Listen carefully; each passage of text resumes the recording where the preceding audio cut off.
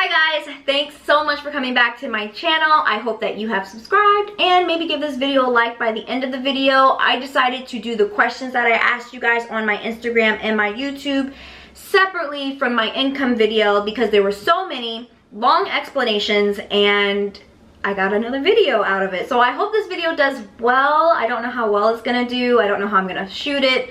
But let's get into those questions. This is from Jasmine Verlina Thomas. Are all of your businesses under the same LLC or do you have a different LLC for each of them?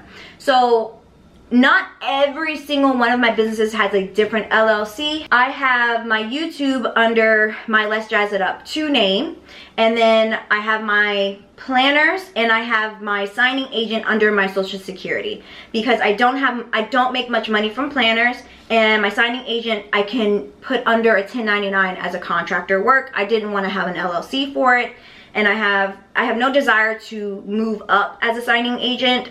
You know, you can create a signing agent company where you contract the work out to other signing agents. I don't have any desire to do that, so that's why it's under me. My Airbnb is under its own LLC because we need to definitely protect those assets. YouTube influencing, mentoring is all under my Let's Jazz It Up 2 LLC because it's on my my website, so it's using that name and under DBAs as well. So that was a really good question. Of course, with those different LLCs, you have to have separate bank accounts. That was the second part of her question. All right, Jackie Marique, which business brings you the most income? You're gonna have to wait on that for my best and worst income. I do like, which business would you recommend for beginners? I would recommend signing agent for beginners and YouTube for beginners because it doesn't cost that much money to get into it. I wanted to let you guys know that this video is sponsored, but it's not any regular sponsorship. This is a sponsorship where you guys can actually create your own business. Today I have Keisha's brand, and she's here to let you guys know that you can either be hired by her as a tax preparer under her. She has remote jobs for you guys, and she wanted me to let you guys know that it is a position that she wants people to have experience in, but she does help train. And also she has courses online that if you want to become a tax preparer and make thousands of dollars a month doing that during tax season, then you can also use her link and she will teach you guys how to do that. So an opportunity to either become your own entrepreneur or the opportunity to telework online for her company. She has courses on teach you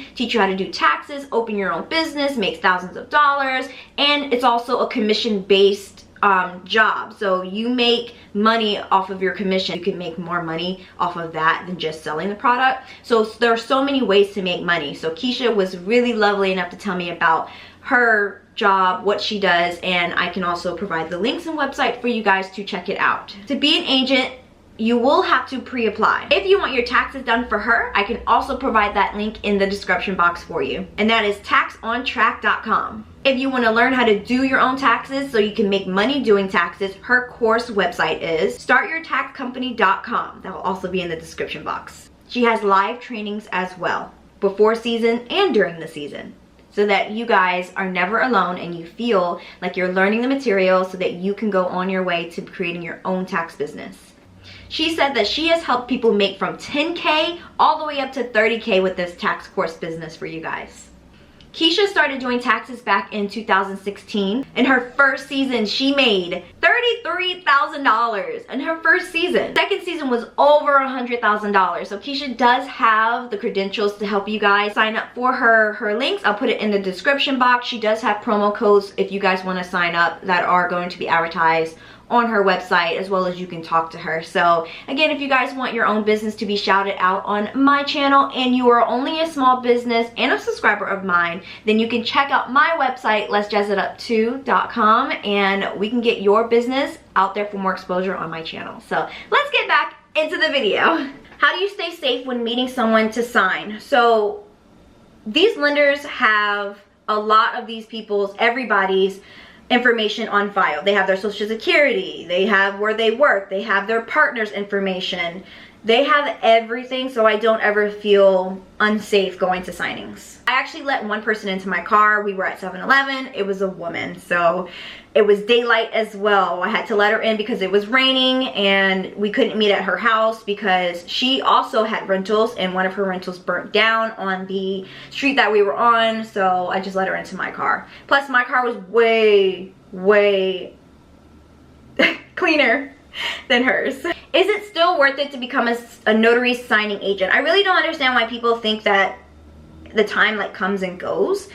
Real estate goes up and down, so you may signings coming to slow down, but it's always going to rise up.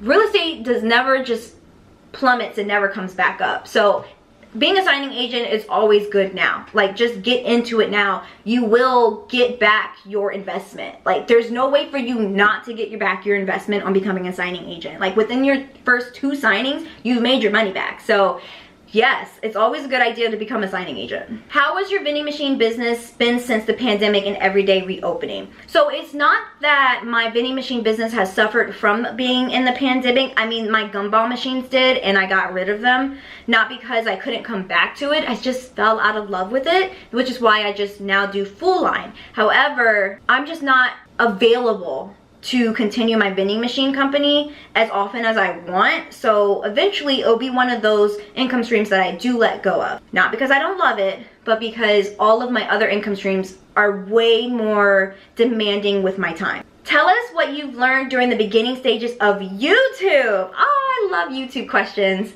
So be consistent. You don't have to have the best technology to start a YouTube channel.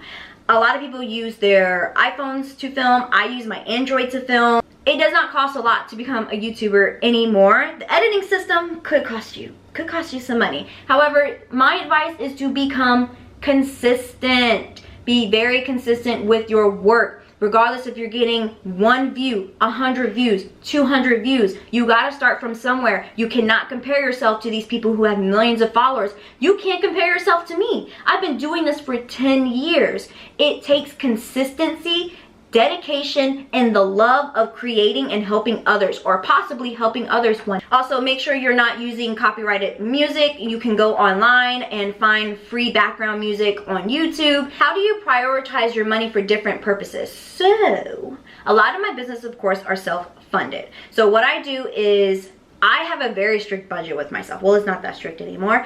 If I got paid $3,000 in 1 month, $2,000 went into my savings account. $1,000 was left over for me to spend for that month. That's actually a lot of money for me. I don't know. May not be a lot of money for y'all. $1,000 is enough for me. Strict budget. I can go out to eat with friends. I can go to Busch Gardens. I can go to the beach. I can have gas. Like, that is enough. That is enough. Now, when I didn't have any money, I was making about $2,400 to $2,800, maybe $2,900 a month from the business that I was doing, waking up at 3 a.m. And I would save $1,000 from that all the time. And sometimes I would get greedy with my savings account and I would save $1,900, put that into my savings account, and live off of $1,000. I've had a very strict budget with myself, but always enough for me not to feel like I'm restraining myself with anything that I wanted to do. I also didn't really eat out that much, gaining a little bit weight because I am. Gotta stop that bad habit. So create a budget so that you are not overspending and you have money to invest in yourself and your future businesses. Oh, I like this one. Tommy Casey says, do you feel like one will need to have the correct positive headspace to manage 9 streams of income? Yes. You need the correct positive headspace to start one side hustle. You cannot be that person who always says, I can't, but what if this, but what if that, but what if this happens? You cannot have any space for negativity in this journey to start something, because you will scare yourself out of not doing it. Where's the fun in that? If you think about it and all you got to do is go online to sign up for something in order to make that business, then just do it. Don't think about it. If you have a little bit of money in your bank account that you can go towards that, then do it. It's always self-improvement. There's nothing wrong with investing in yourself for self-improvement. If anything, that should be the number one thing you're doing, because the food that you're eating is not probably self-improvement if you're going out to get fast food all the time. The people you hang out with who go to the bar or the parties may not be the best for you. You have to invest in yourself and be positive. There is no room in my life where I can't do that. I'm not gonna say those words to myself. You have to be positive. You have to speak love and life into yourself in order for you to have the confidence to start any side hustle, or to even quit your job to start something else. There's no room for negativity. So yes, it is mind frame. And a lot of people are like, oh, I hate when people say that it's your mind, it's your mind. It is. Your mind is your worst enemy. Once you become friends with your mind, you can go anywhere. You could do anything, and if you fail, you still feel like you won at something because you tried. It definitely is mind frame, and I can't say that enough. What do you do to relax and de-stress on a busy day or week? I either sleep or I'm out with my friends. So I make time for people. I'm no longer gonna be, or I was never that person where I was too busy to make time for someone. Even when I was younger, if I had a friend who I wanted to hang out with and they said, well, I'm running errands, I would be like, oh, let me go run the errands with you. They were like, oh, I'm just going to the grocery store and to the library. Let's go together. I'm all about quality time with people. So I just want to sit with people. So that's what I do to de-stress, is I go out with my friends and I talk. I go to Busch Gardens, or if I really am just overdoing it, I will sleep. I also love watching HGTV, so I'll watch that with my fiance. All right, so we're on my Instagram one, and Victoria asks, how do you deal with failure? That's a really good question. I don't view anything as a failure. I view it as another learning opportunity to do it a different way. So that's how I deal with failure, is I don't give up, I try a different way. How do you organize and stay focused? I've always been focused. My parents kind of really instilled in that with me when I was younger. I had no choice. So, you know, parents put that into your children without forcing it into them. But girl, I am not organized. I have my planners, I have my calendar with everything on it, and then the most messiest thing that I'm gonna have to go through this year is all of these receipts that I still have yet to put into an Excel sheet for my taxes. So I will probably be taking 3 days out of my schedule to get myself completely organized when I start to fall off. When you started as an entrepreneur, did you feel you had people you could trust to help you? I'm a Scorpio. Let's put that there first. I'm what people would describe as mysterious. I don't give off that I'm mysterious. I actually give off that I'm very open, which I am. But when it comes to what's swirling around in my head and me thinking that I don't want to ask for help, that's where the mystery comes from. I don't ask for help. There's going to be a time where you're going to have to do delegation in your businesses, where you're going to have to start delegating tasks to different people. And that is okay, but it is going to cost you money, and you have to be prepared for that. Money versus time. And that's where I'm stuck at right now. Money versus time. What's more important? And right now it's probably going to be time, and I will start trusting people. But let me use vending as an example. I would never trust someone with my vending machine business, because that is cash. That is unaccounted for cash that people can steal very easily. And I'm not trusting you. I'm not. I'm sorry. Please, if you need help with your vending machine company because you have so many vending machines, great. Do it. Don't listen to me. But me, I don't know if I could ever do it.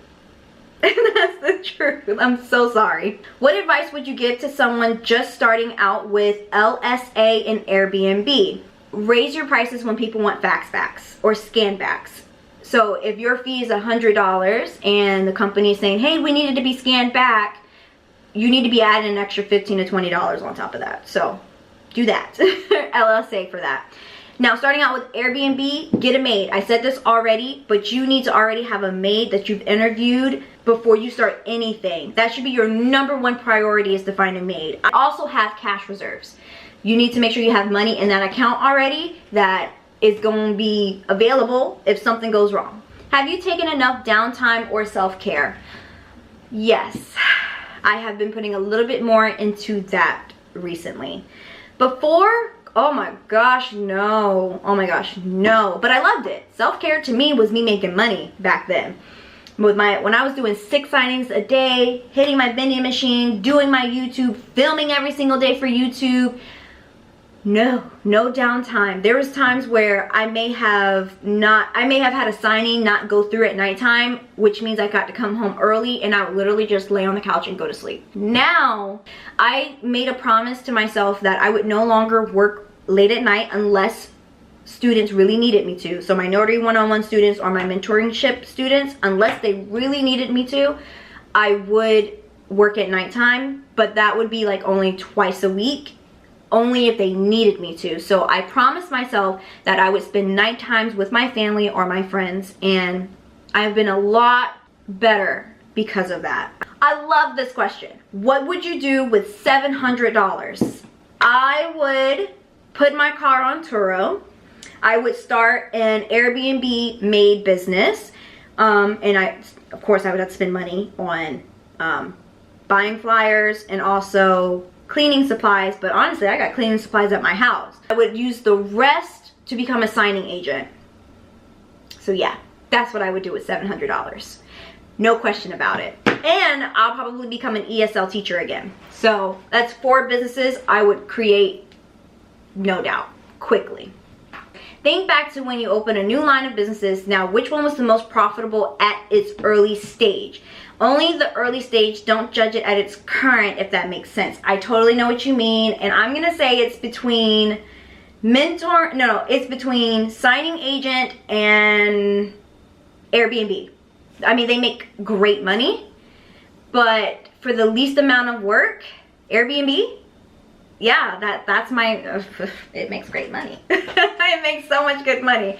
Thanks so much for watching my video. I hope you guys got some insight into the income streams that I do, and look out for the video where I rate it's only going to be 9 income streams on that video because I haven't started the 10th one yet, but where I'm rating my 9 income streams from best to worst. That's going to be quite a video. That's going to be controversial. So I will see you guys later. Give it a like if you like this video, and if you're excited to go see my next video about the rating system. And I'll talk to you guys later. Bye.